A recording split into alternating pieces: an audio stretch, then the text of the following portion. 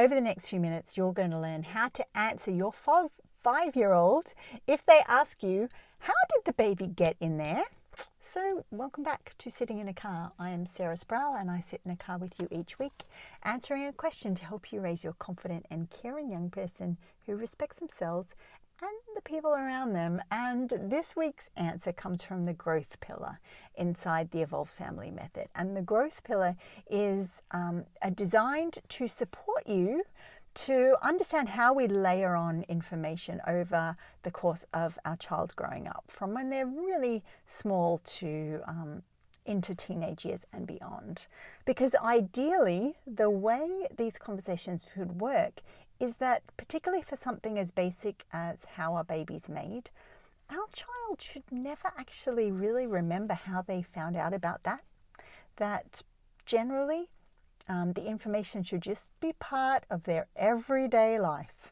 So the growth pillar inside the Evolved Family Method is going to lay out how that works. And let's get going. Before I get into detail, I just want to add that the growth pillar has lots of strategies for how to layer on information. And it also has 9 pyramids of specific subject headings. So gender, the world around us, how to manage emotions, how babies are made, bodies, all the different sort of related topics. There's lots of topics that make up this part of parenting, this parenting around sexuality and bodies and relationships and self-care and consent. So for this episode of Sitting in a Car, we're just going to look at one of those pyramids, which is the Making New Humans pyramid. So what most parents and other adults raising kids will do if they have this situation, a 5-year-old asking, how did the baby get in there? They will sometimes freak out.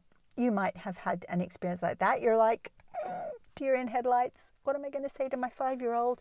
You might be particularly concerned with making sure you have the right words and not giving them too much information because you don't want to make them afraid. You don't want them to have too much knowledge that the other kids at school don't have, and therefore, because if that happened, then some other parents might get a little bit upset and come and tell you in no uncertain terms that they really wish that your child hadn't told their child about sperms and eggs or penises because that is too much information and they wanted to have that conversation at home. Right, so if your 5-year-old is asking a question like this, that may be where your mind goes. And it makes absolute sense that that's what you might be doing and thinking, because very few of us have had really useful role models when it comes to this part of our parenting. Our families that raised us may have been so loving and so good at lots of different parts of bringing us into adulthood, but they were just doing the best they could with the information and skills they had. And when we were growing up, it was sort of like, well, you didn't really say much to kids about this sort of thing. You waited till they were a bit older. That was the norm. And, it's logical. The world was a different place back then. So when we follow sort of this behavior pattern of maybe freezing or feeling particularly awkward, wondering if we're going to say the right words, in fact, maybe we just sort of redirect our child so we don't have to answer the question right then, it is a sign that the courageous tongue-tied parenting effect is in play. And that effect will make you feel like you have to get it exactly right. And there'll be a lot of pressure and concern. You may feel like you don't have the skills and the knowledge to be able to do this right. And see, these feelings aren't wrong, but you'll notice that these feelings don't support you to give your child the information that they need, and really seize this chance to show up as the adult who answers questions about this sort of thing. So let's work out how to leave the courageous tongue-tied parent effect behind and move into skills and knowledge that will help us build our evolved communicating family, which allows us to create connection with our growing kids, lasting connection, by talking about sensitive things in a way that feels comfortable and easy for everyone involved. Point 1. A kid who's 5 and is asking how a baby got into a uterus or into a tummy is absolutely ready to hear detail about how that baby was conceived. So you can say something as simple as, well, all humans have to grow in a uterus. There is nowhere else that they can grow, and we need 2 parts to make a new human. That's one part is called a sperm and one part is called an egg or an ovum, if you prefer to use that word. Now, some of you might be saying, okay, well, you make that sound really simple, Sarah, but what if my 5-year-old says, but where do sperms and ovums come from, or eggs come from? And then you can simply say, well, eggs are kept in ovaries and sperms are made in testicles. And then some of you at the back might be saying, okay, but my kid has said, but how did the sperms get to the eggs, or where are testicles, and the stories go on. So then you can say, well, there are 3 different ways sperms and eggs come together. The first way is with a special scientist who puts sperms and eggs together in a special little container and then puts that into the uterus. Sometimes a special doctor will put sperms into a uterus to find an egg. And sometimes the person who is growing the sperm can put the sperm into the uterus using their penis, right? And a child may go, oh, that's weird, and then go off and play. Or a child might go, I don't understand how that works. And you can say, that's okay.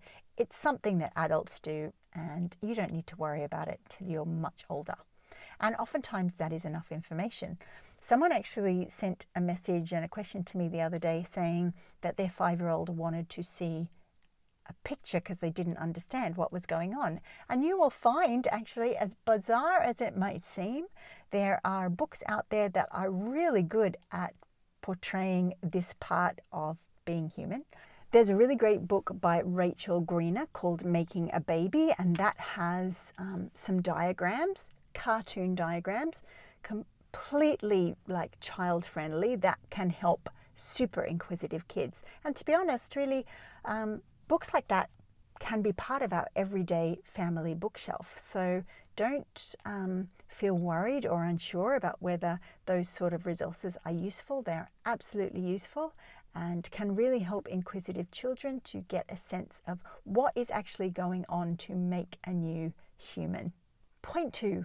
If your child has already asked you and you weren't in the brain space to actually ask the question, answer the question, you can say things like, I'm just going to make sure I have all the information for you and I'll get back to you, and make sure you get back to that. That's super important. And the way you start the sentence when you're trying to resurrect that conversation is something like this. I was thinking about that really great question you asked the other day about how babies get into tummies or into uteruses. And I've thought of a few different things that might be interesting for you. And then you go off and you say all that I've said in point 1. So it's very much about giving information in ways that are super matter of fact, and answering your kids' questions and not being afraid of giving too much information, because anything to do with how babies are made and sperms and eggs getting together and that everything grows inside a uterus is absolutely reasonable to talk about with a 5-year-old. Point number 3, just because your child has asked and you have answered them doesn't necessarily mean they are going to remember, and this is really important. So pay attention. Just like when we teach our kids table manners and we're having to say, keep your peas on the spoon, keep your peas on the spoon, keep your peas on the spoon, or don't pick up your soup bowl and drink from the bowl, or please don't throw potato at your sister. Like, we're doing those things over and over and over again. We also need to have conversations about how new humans are made over and over and over again. I was one of the kids that was told a lot of information when I was 6. My mum was pregnant with my brother.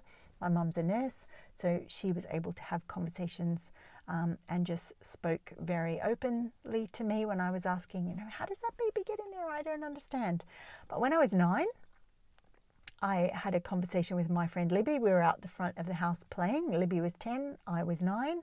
And Libby said to me, do you know how sperms and eggs get together to make babies? And I was like, I think they fly through the air. And Libby was like, no, a penis puts the sperm in the vagina. And I was sort of like, I did not know that. Why didn't I know that? I felt a little bit embarrassed that I didn't know that, right? But I had been told. And so the moral of that story is we need to repeat and repeat and repeat and repeat. So just because you are having a new baby in your family and your child might be asking questions or maybe not as well, doesn't mean that you shouldn't also keep having those conversations about that after that pregnancy is over. So keep in mind that repetition is a super important way to have conversations with kids so they actually remember the information. So to go back to that first principle, children, as they grow up, should somehow just always know that babies are made with sperms and eggs in uteruses, and there are different ways that sperms and eggs can come together. The only reason that most of us have a very clear memory of a talk is because usually the talks were one sit-down conversation, or maybe one really awkward conversation being given a book, or because those conversations happened too late. And so we had already developed this idea that, well, nobody's talking about this stuff, so I'm going to make up an idea in my head about how babies are made. And children will do that. If there is a lack of information, they're going to just make something up. Okay, so you've just learnt what to do if your 5-year-old asks you, how did the baby get in there? And I've given you some words and some phrases to use and reassurance that they are at absolutely the right age to hear that information. But these sort of tips won't do you much good if you are battling a feeling of awkwardness and unsureness and you just physically can't get the words out of your mouth. There's too much programming from your past telling you that this is too dangerous to have this conversation. Children should not have this information, right? So keep in mind that it's not just about understanding the words to use and that it's okay to talk about it. We have to learn the skills to manage our nervous system and the fact that it's sending us signals that this is a dangerous thing to do. And we have to learn how to manage emotions in our children as well, because that may also come up. So if you would like to get some more support about this part of parenting, I have a free resource that you can sign up for. It's sarahsproul.com/explain. When you go to sarahsproul.com/explain, you'll find a resource there called You Can Explain What Sex Actually Is. And it's 15 minutes, very short, easy to follow, instructions in a video like this, but also written down that you can watch over and over again. And it's well worth the time to get that resource, because you don't need to be embarrassed about needing help to do this stuff. We're all in various need of certain types of help. We might need help with feeding our kids balanced meals, or making sure they get enough exercise, or maybe they're having difficulty making friends, and so we get help with that. This is just another part of parenting, and you are not on your own. And this is sitting in a car for another week, where I've answered a question to help you raise your confident and caring young person who respects themselves and the people around them. Bye for now.